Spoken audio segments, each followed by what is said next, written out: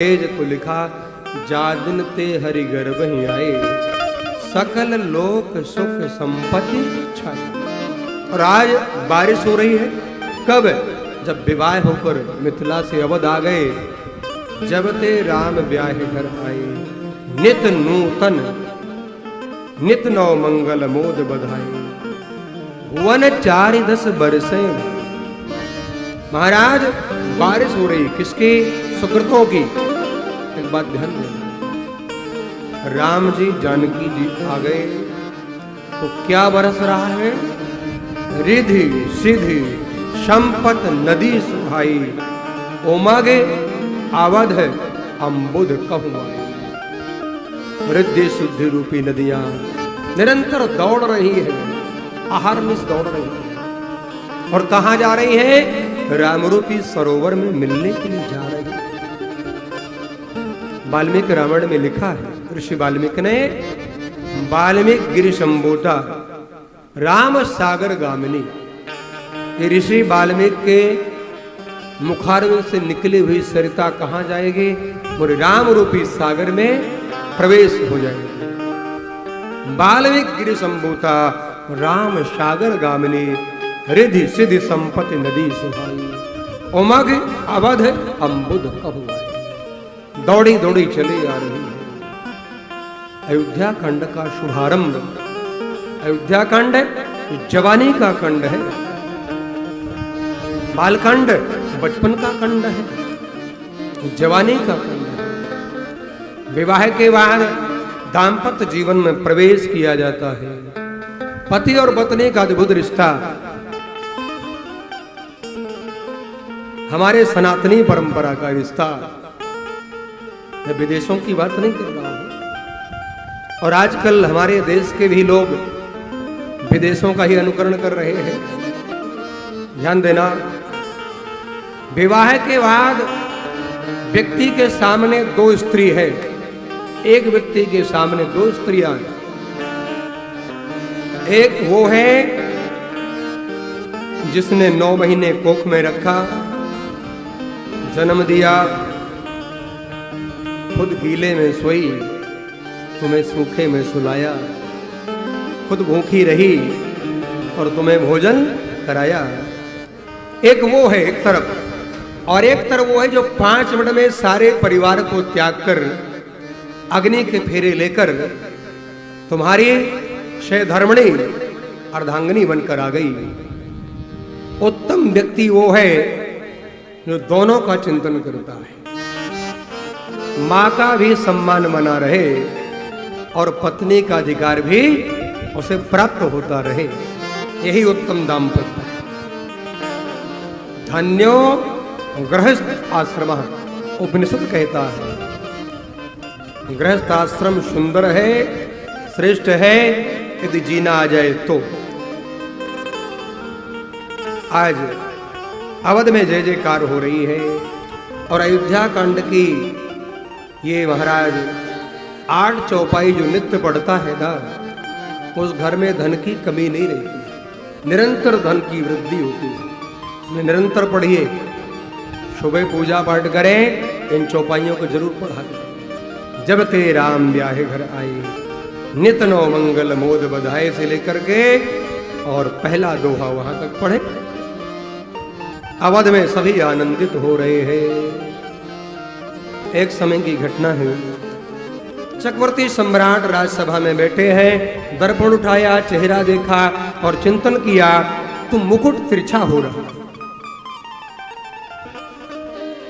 देखिए, श्रृंगार कक्ष अलग है, सभागार में दर्पण नहीं देखा जाता है, श्रृंगार कक्ष अलग होता है।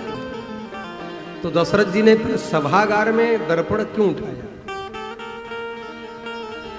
राय सुभाय मुकुर कर लीन्हा, बदन बिलो के मुकुट सम कीन्हा। सम्माने बराबर तिरछा हो रहा है, सम। यदि संगीत भी सम नहीं होगा तो वाद्य यंत्र रुक जाएगा, इसलिए सम में उठाना होगा। दशरथ जी महाराज ने मुकुट फेंक दिया। देखा क्या है कि श्रवण समीप भय सित के मनहु जरठ पन अस उपदेशा। ये दर्पण देखना क्या है? आध्यात्मिक चिंतन करिए थोड़ा। जब समाज में आपकी बड़ी जय जयकार हो, आपकी प्रतिष्ठा बढ़े, समृद्धि बढ़े, तो अपने जीवन का अवलोकन करना ही दर्पण देखना है और यह मूल्यांकन करना चाहिए क्या हमारी काबिलियत है, हमारी पात्रता उतनी ही है जितना समाज हमें देख रहा है। और देखा क्या, कान के पास के बाल सफेद हो गए हैं। भैया सफेद तो दाढ़ी पहले होती है, पर कान के बाल क्यों? बोले यहां से यहां आवाज पहुंचने में देर लगती है, लेकिन यहां की आवाज जल्दी पहुंचती है। इसलिए श्रवण समीप भय शित के साथ दशरथ जी ने विचार किया, अब मैं अयोध्या की गद्दी ट्रांसफर कर दूं, अपने उत्तरदायित्व का निर्वाह करते हुए अब युवराज और राजपद दोनों प्रदान कर दो। क्या करें? दौड़े दौड़े गुरुदेव के पास गए, गुरुदेव को प्रणाम किया और कहा, गुरुदेव यदि आपकी आज्ञा हो तो मैं राम जी को महाराज अवध की गद्दी देना चाहता हूं। कौन सा लग्न, कौन सा मुहूर्त, कौन सी घड़ी उत्तम होगी, आप निर्णय करें। गुरुदेव कह रहे हैं, राजन बेग विलंब न करिय नृप, साजिए सब समान, सुदिन सुमंगल तब राम होए जुबेरा। आप देर ना करें, विलंब ना करें। जिस दिन राम जी गद्दी पर बैठ जाएंगे वही दिन शुभ होगा, वही घड़ी शुभ होगे, वही नक्षत्र, वही पल, वो सब उत्तम हो जाएंगे। सुदिन सुमंगल तबई, कब? राम हो ही जुबरा। बस बेग विलंब न करिए नृप, देर मत करिए। संकेत क्या है? श्रेष्ठ कार्य को करने के लिए देर नहीं करनी चाहिए। ग्रंथ कहते हैं शुभस्य शीघ्रम, कोई शुभ विचार आए तो जल्दी कर लो, क्या पता कहीं जीवन की सांस ही रुक जाए। मैंने कई लोगों को देखा, कई लोग मेरे से कहते महाराज हम भी कथा सुनेंगे सुनेंगे, और कहते कहते कईयों की श्वास रुक गई, कथा नहीं सुन पाई। चले, लीला उनकी पूरी हो गई। शुभस्य शीघ्रम, शुभ काम को अविलंब करें, जल्दी से करें। और कोई गलत विचार आए तो उसे टालते रहो, टल जाएगा धीरे धीरे। गुरुदेव ने कहा आप देर ना करें, तैयारी करें। अब चक्रवर्ती सम्राट आए और आकर भरी सभा में कहा अपने सचिवों से कि मैंने ये निर्णय किया है कि मैं राम जी को राजा बनाना चाहता हूँ, युवराज पद देना चाहता हूँ। आज सारे मंत्री संतरी बोल पड़े। विनती सचिव करहि कर जोरे, अजियहु जगत पति बरस करोड़े। क्या हे अन्नदाता, हे चक्रवर्ती सम्राट दशरथ जी महाराज, आपको हमारी उम्र लग जाए, आप करोड़ों वर्षों तक यूं ही जीते रहे। आपने क्या सुंदर निर्णय किया है। अवध के नरनारी क्या चाह रहे हैं? राम जी राजा बने, माँ जानकी रानी साहिबा बने और हम उनके चरणों में बैठकर उनकी सेवा करें। अवध के नरनारी आनंदित हो रहे हैं। सुनत राम अब सेक सुहावा, और बाज गहा गहे अवध बधावा। अवध में आनंद हो रहा है, चारों तरफ जय जयकार होने लगी। अब गुरुदेव से कहा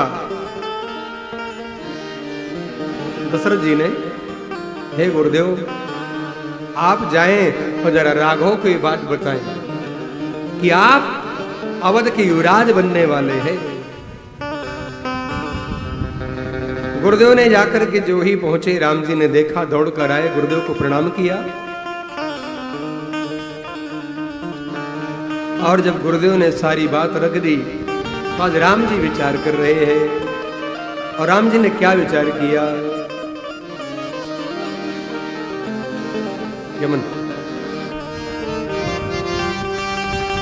जनने को संग सब भाई, जनने के संग सब भाई, जनने के संग सब भाई, जनने के संग